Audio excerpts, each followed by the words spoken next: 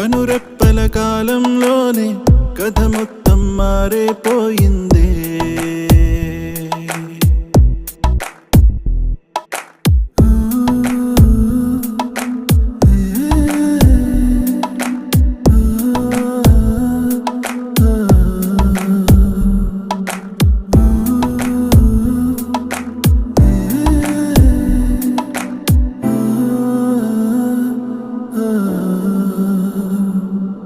కవి ఎవరో ఈ కథకి, ఎవరెవరో పాత్రలకి తెలియదుగా ఇప్పటికీ, పొడుపు కదే అప్పటికీ.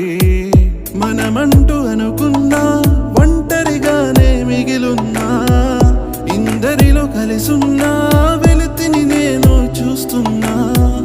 పొరపాటు ఏదో